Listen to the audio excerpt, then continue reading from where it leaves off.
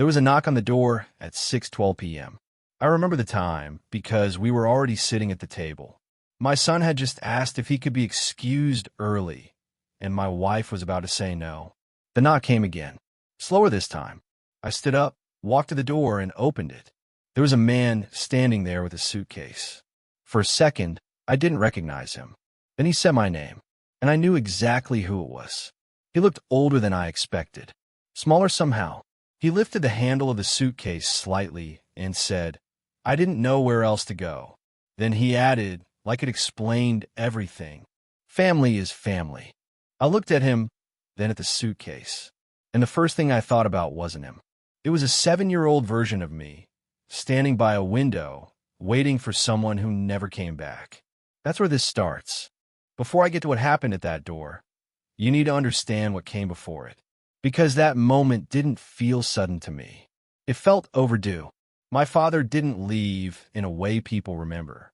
There was no argument I can recall. No slammed door. No explanation. He was just there one week, and gone the next. I was 7, old enough to notice, too young to understand what it meant. At first, nothing was explained. My mother kept things moving. School, dinner, homework. The structure stayed the same. Only one thing was missing.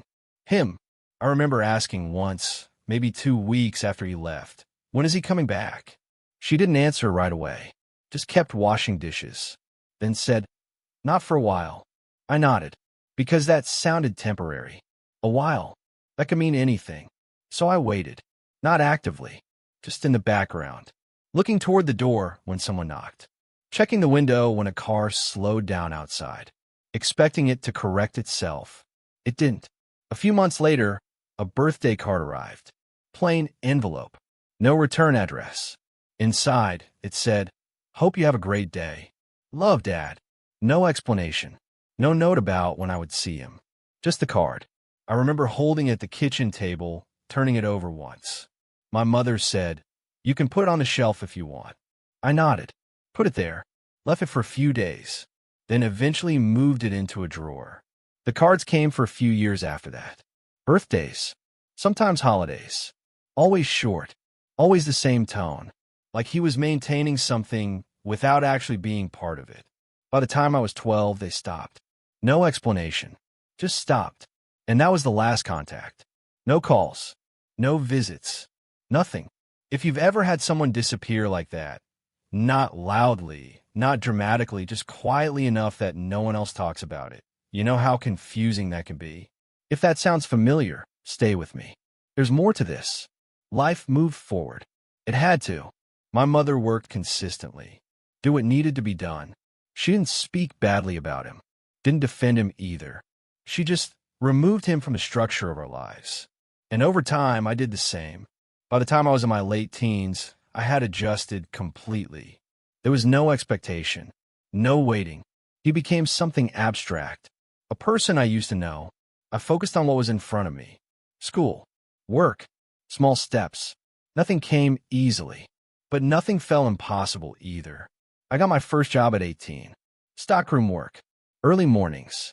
Save what I could. Moved out at 21. Small apartment. Second floor. The kind of place where you hear everything through the walls. It wasn't impressive, but it was mine. That mattered. From there, things built slowly. Better jobs. More responsibility. Long hours that turned into opportunities.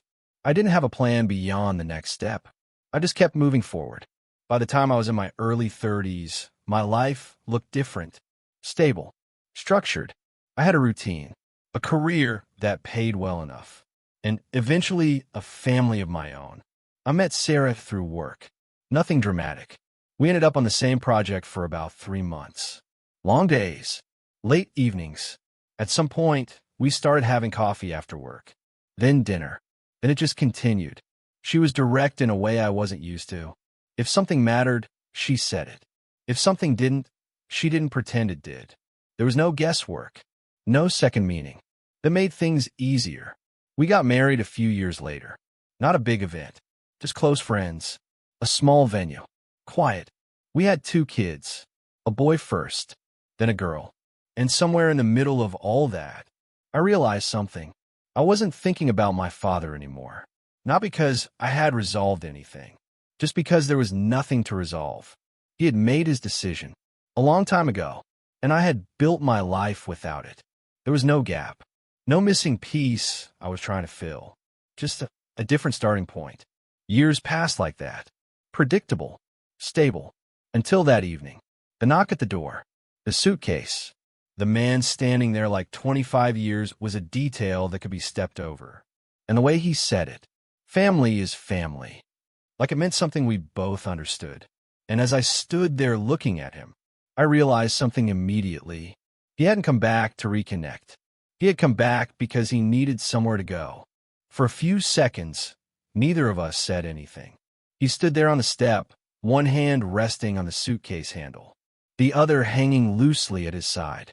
I didn't invite him in, didn't move, just stood in the doorway. Behind me, I could hear plates shifting slightly. My daughter asking something from the table. Normal sounds, the kind you don't notice until something interrupts them. He looked past me for a moment into the house. "Are you in the middle of dinner?" he asked. "Yes." He nodded.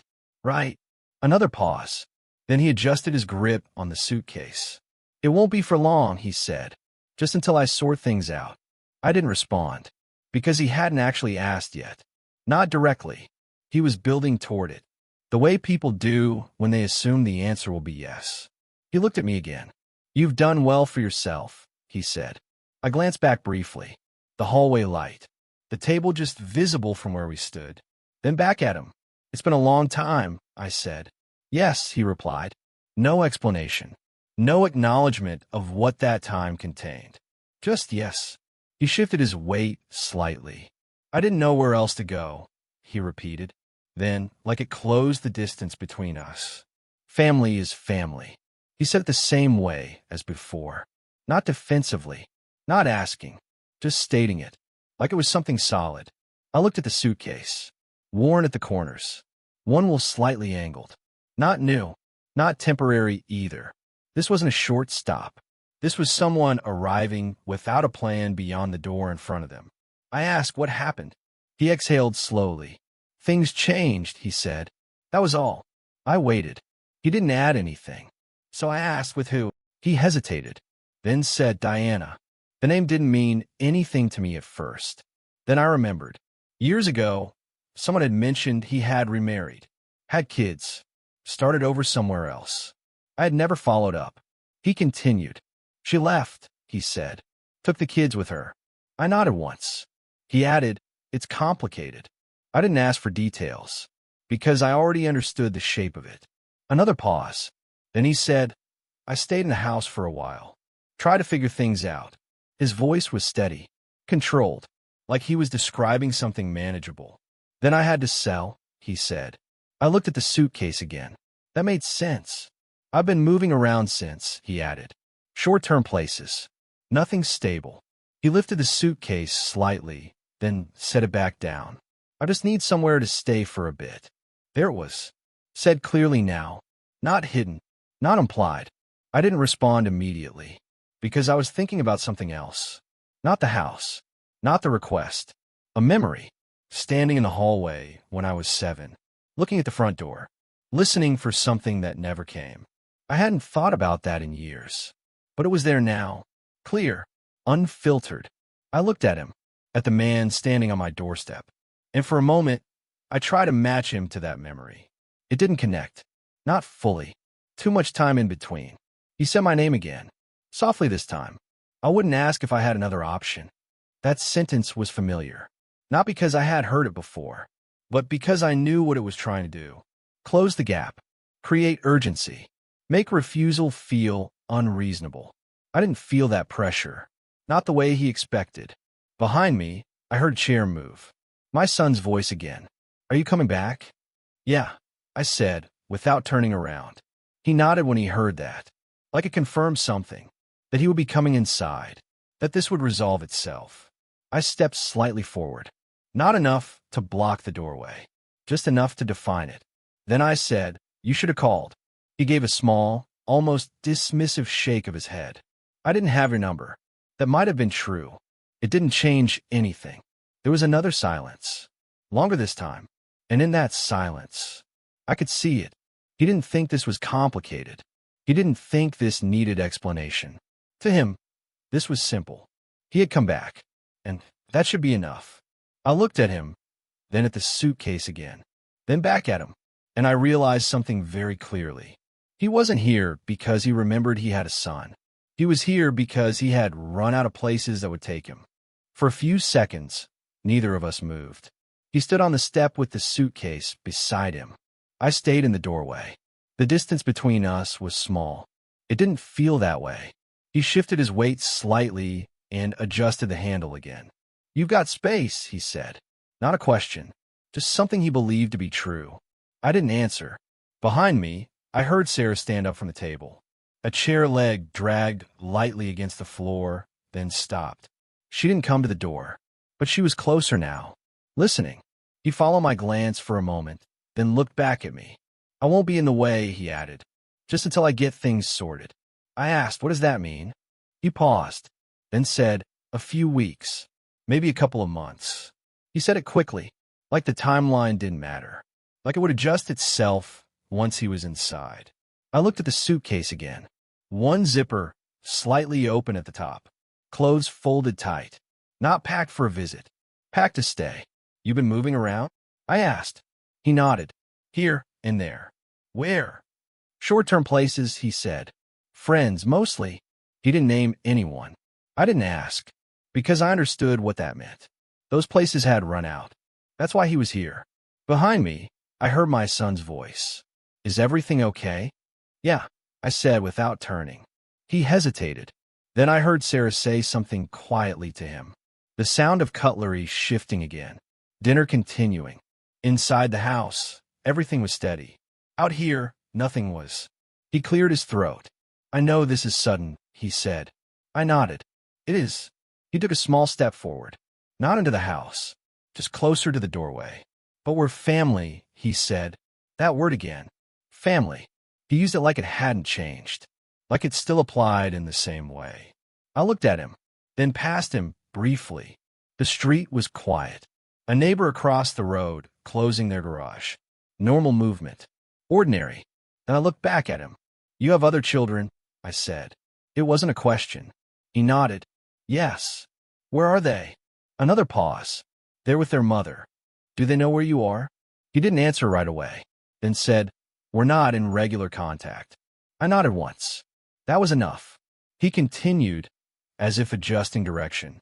"I thought about calling ahead," he said, "but I figured it was better to come in person." I didn't respond, because that wasn't the part that mattered.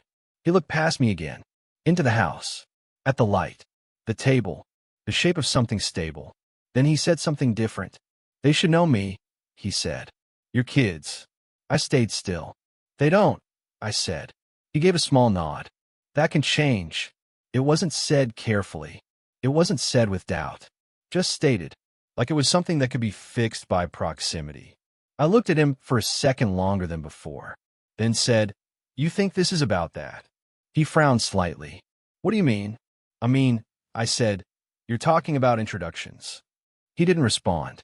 "You're standing here with a suitcase," I added. That landed. Not heavily, just clearly. He adjusted his grip again, then said my name. Softer now. I didn't have anywhere else to go. That was the first time he said it without anything around it. No framing. No explanation. Just the statement. I heard it. I understood it. But it didn't change anything. Because I wasn't thinking about where he had been. I was thinking about where I had been. At 7. At 12. At 18. Moments where space existed and he wasn't in it. That wasn't something that could be filled now. Not by standing on a doorstep. Not by saying the word family like it had stayed intact. Behind me, I heard footsteps. Soft. Then stopping. Sarah just out of view. Close enough to step forward if needed. Close enough to hear everything. I didn't turn. I didn't need to. He followed the sound briefly, then looked back at me. "I'm not asking for much," he said. I nodded slowly, then said, "You're asking to move into my house." He paused, then nodded. "Yes." There was no hesitation in that answer. No attempt to soften it. Just confirmation. We stood there for a few more seconds. No one speaking. The space between us holding everything that had already happened and everything that wasn't going to. Inside, my daughter laughed again. A short, sharp sound, then quiet. The kind of moment you don't think about until you realize how easily it could be disrupted. I looked at him, really looked at the man who had been gone longer than he had ever been present. And I understood something clearly. This wasn't a complicated decision. It only looked that way from the outside. He was waiting, still expecting the door to open, expecting the word to carry enough weight. Family. But that word had already been defined. A long time ago, without him in it. I shifted my hand slightly on the door, and I knew exactly what I was going to say next. I didn't answer immediately. I stood there with the door open, one hand still on the handle. He was close enough now that I could see the details I hadn't noticed at first. The crease in his shirt wasn't sharp. The collar slightly worn. A faint mark near the handle of a suitcase where it had been dragged more than carried. This wasn't a visit. This was someone who had been moving without a place to land. I didn't think it would be like this, he said. Not as a complaint. More like a realization he was saying out loud. I nodded once. It usually isn't. He looked at me carefully, trying to understand where the conversation had shifted. Because from his perspective, it shouldn't have. He had arrived. He had explained enough. The rest was supposed to follow. I just need a bit of time, he said. I didn't respond. Behind me, I heard the low sound of glass being set down. Then nothing. Everyone inside had gone quiet. Not deliberately. Just waiting. He glanced past me again. At the light in the dining area. At the shape of something stable. Then back at me. I can help out, he said. With what? I asked. He paused. Whatever you need. I nodded slightly. Like what? He didn't answer right away. Because there wasn't anything specific. It was just another way of making the situation sound reasonable. I won't be in the way, he added. That phrase again. I looked at him. You will be living here, I said. He gave a small nod. Yes. As if that confirmed something. As if saying it plainly made it simpler. We stood there for a few seconds. No one speaking. The space between us holding everything that hadn't been said for 25 years. Then he said it again. We're family. Same tone. Same certainty. I looked at him for a moment longer than before, then said, I don't think you understand what that means. He frowned slightly. What do you mean? I kept my voice even. I mean you're using that word like it stayed the same. It didn't change, he said. I shook my head once. It did. That stopped him. Not dramatically. Just enough. He shifted his weight again. The suitcase tilted, then steadied. I'm still your father, he said. I nodded. Yes. There was no point arguing that. Then I added, but you weren't. That landed. He didn't respond right away. Because there wasn't an easy way to respond to that. I know I wasn't around, he said after a moment. But that doesn't erase everything. I looked at him. It doesn't erase anything. He nodded quickly. Exactly. That's the problem, I said. Silence. Longer this time. Not empty. Just still. Behind me, a chair shifted slightly, then stopped. No one spoke. He looked at me again, more carefully now, trying to understand something that didn't fit the structure he had come with. I'm not asking you to fix anything, he said. I know. I just need somewhere to stay. I nodded. I understand that too. Another pause. Then he said, then what's the issue? I looked at him, then at the suitcase, then back at him.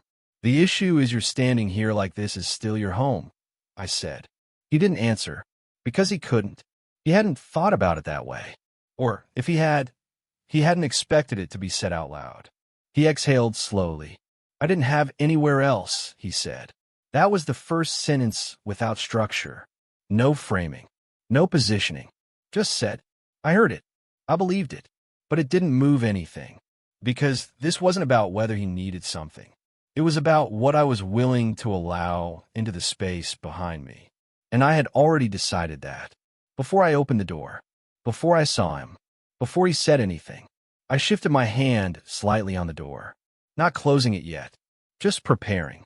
I'm not letting you in, I said. No emphasis. No weight added. Just clear. He didn't react immediately. His face didn't change much. Just a small pause. A recalculation. Something not matching what he expected. Then he nodded. Slow. I see, he said. And for the first time since he arrived. He didn't try to add anything after it. No argument. No adjustment. Just acceptance of the answer.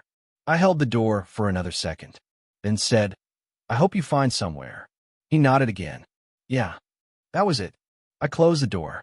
Not fast. Not slow. Just enough for the latch to catch. And when it did, I left my hand there for a moment. Not thinking about what I said. Not replaying it. Just listening. No knock. No voice. No movement. Just quiet on the other side. I turned. Walked back toward the table. Sarah looked at me. Didn't ask anything. I sat down. My son looked up. Who was it? I picked up my fork. Someone who had the wrong address, I said. He nodded. Accepted it. Went back to eating. And the room returned to exactly what it had been before. But as I sat there, I knew something had been decided. Completely. And there was nothing left to revisit. I didn't go back to the door. Not that night. I stayed where I was. At the table. Finished dinner. My son asked if he could leave early. Sarah told him to finish his vegetables first. He negotiated. She didn't change her answer. My daughter spilled water across the table and tried to wipe it with her sleeve before anyone noticed. I reached over, took the cloth, and handed it to her. Use this. She nodded, serious for a second, then smiled again. The conversation kept moving. Small things. Ordinary things. No one brought up the door. No one needed to. At one point, Sarah looked at me. Not questioning. Just checking. I gave a small nod. That was enough. Dinner ended the way it always did. Plates stacked. Chairs pushed back. My son asking again about dessert. This time he got it.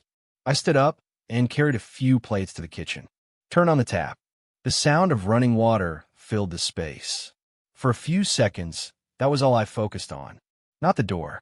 Not him. Just the movement in front of me. I rinsed a plate. Set it in the rack. Then another. Routine. Measured. After a minute, I dried my hands and walked to the window. Not quickly. Not urgently. Just eventually. I pulled the curtain back slightly. He was still there. Standing on the step. The suitcase beside him. He hadn't moved much. One hand resting on the handle. The other in his pocket. He wasn't knocking. Wasn't pacing. Just waiting. I watched him for a few seconds, trying to understand what he thought would happen next. But there was no sign of it. No impatience. No visible frustration. Just someone standing in place, like time hadn't fully caught up with him yet. Then he shifted his weight, picked up the suitcase, set it down again, looked down the street, then back at the door. I let the curtain fall. Didn't keep watching, because there was nothing else to see. I went back to the sink, picked up another plate, dried it slowly. Sarah came into the kitchen a minute later, leaning lightly against the counter. He's still there? She asked. Yes. She nodded once. Didn't suggest anything. Didn't ask what I was going to do. Just stood there for a moment. Then said, Kids are getting ready for bed. All right. She left the room. And that was it. No discussion. No pressure. Just understanding. I finished the dishes, turned off the light, and didn't go back to the window again. About 20 minutes later, I heard a car door close outside. Then an engine starting. It idled for a second, then pulled away. The sound faded down the street, and I stayed where I was. Didn't check. Didn't need to. The house settled again, the way it always did at that time. Quiet. Contained. Later that night, after the kids were in bed, Sarah and I sat in the living room. No television, just the low light from the lamp in the corner. She said, You handled it the way you needed to. I nodded. There wasn't anything to add, because it wasn't something I had worked through in that moment. It had already been decided, long before the knock. A week later, the first letter arrived. No return address, just my name, written carefully. I opened it at the kitchen counter. 2 pages, neatly written. He explained what had happened, how things had fallen apart, how he had tried to fix it, how it hadn't worked. No apology, not directly, just context. I read it once, folded it along the same crease, left it on the counter. The next morning, I moved it into a drawer. The same drawer where we kept things we didn't need often. Manuals, spare keys, things that had a place but no urgency. A few weeks later, another letter came. Shorter this time, more direct. I didn't handle things the right way. That was the closest he came. I read it, put it in the same drawer, closed it, didn't think about it again that day. The letters continued for a while. Not frequently, every few weeks, sometimes longer. Each one slightly different, but always the same structure. Explanation, reflection, a quiet attempt to reconnect without asking for it directly. I read all of them, didn't ignore them, but I didn't respond, because there wasn't anything to continue. The conversation had already happened. At the door, everything else was just a version of it repeated in writing. One evening, a few months later, I opened the drawer to find something else. The letters were still there, stacked neatly. I looked at them for a second, then closed the drawer again. Not because I didn't care, because I didn't need to do anything with them. After a while, they stopped. No final letter, no closing message, just silence. And I noticed something when that happened. I didn't check the mail expecting anything. I didn't wonder if another one would come. I didn't think about whether I should have answered. I just went through the routine, picked up the mail, sorted it, moved on. That was new, not the silence, the absence of expectation inside it. Because for the first time, there was nothing unfinished. The next morning started the same way every morning does. 6:45, alarm, coffee, quiet kitchen. I stood at the counter while the machine ran, listening to the same low sound it always made. No urgency, no leftover tension from the night before, just the start of another day. My son came in a few minutes later, half awake. Sat down without saying anything, then asked, "What are we having?" "Same as yesterday," I said. He nodded. That was enough for him. My daughter followed a few minutes after, walked in, looked around, and asked, "Is this school day?" "Yes." She paused, then said, "Okay," like she had expected a different answer. Routine. Everything exactly where it should be. And that's what stood out. Nothing from a night before had followed us into this. It stayed outside, exactly where it happened, at the door. Over the next few days, the rhythm stayed the same. Work in the mornings, evenings at home, dinner at the table, small conversations, plans for the weekend. Nothing interrupted, nothing needed to be explained. And I noticed something early on. I wasn't replaying it. Not in the car, not in quiet moments, not even when I passed the front door. There was no version of the conversation I wished had gone differently. No second thoughts. That was new. Usually, things like that stayed with me. I would adjust them in my head, try to improve them after the fact. This time, there was nothing to adjust. A week later, the first letter arrived. Plain envelope. My name written carefully. I opened it standing in the kitchen. 2 pages. Neat handwriting. He explained things. What had happened. How things had fallen apart. Where he had tried to fix it. Where it didn't work. No apology. Not directly. Just context. I read it once. Folded it along the same crease. Set it on the counter. Then went back to what I was doing. That became the pattern. The letters came. I read them. Then I moved on. They didn't interrupt anything. They didn't stay with me after I put them down. They existed for a few minutes. Then they didn't. One evening, a few weeks later, I was helping my son with homework. He got stuck halfway through a problem, stared at the page for a while, then said, "I don't get this." I leaned over, pointed at the line he had missed. "Start here." He looked at it again, then nodded. "Oh," went back to writing. I stayed there for a second after that, watching him, not thinking about the problem, just noticing something. I wasn't thinking about how to do this. I wasn't questioning whether I was doing it right. I was just there, available, present, exactly where I needed to be. No gap, no hesitation. That's when it became clear in a way it hadn't before. This was what that word actually meant. Family, not something you return to when you run out of options. Something you build, something you show up for, consistently, without needing to explain it, without needing to repair it later. The letters continued for a while. Not often. Every few weeks. Sometimes longer. Each one slightly different, but always the same structure. Explanation. Reflection. a quiet attempt to reconnect without asking for it directly. I read all of them, didn't ignore them, but I didn't answer, because there wasn't anything to continue. The conversation had already happened, at the door. Everything else was just a version of it, written instead of spoken. One afternoon, I opened the drawer looking for something else. The letters were there, stacked neatly. I picked up the top one, didn't open it, just held it for a second, then put it back, closed the drawer. That was it. No decision, no moment of closure, just no reason to do anything with them. After a few months, they stopped. No final letter, no conclusion, just silence. And when that silence settled in, I didn't notice it as something new. It felt familiar, just without the waiting that used to come with it. One evening, a few months later, I was locking the front door. Same time as always. Around 10:15. Lights off downstairs. House quiet. I stood there for a second with my hand on the lock. Not because I heard anything, because I remembered something. Standing in a hallway, 7 years old, looking at a door that hadn't opened, waiting for something I didn't understand yet. I stood there for a moment, then turned the lock. Simple movement, clean, final, and walked away, because that version of waiting was no longer part of my life. If there's one thing I took from all of this, it's simple. Some people remember they have family when they need something. That doesn't make them part of yours. The only family that matters is the one you build, the one you protect, the one you show up for without question. If that sounds familiar, you're already in the right place. Subscribe, and tell me this.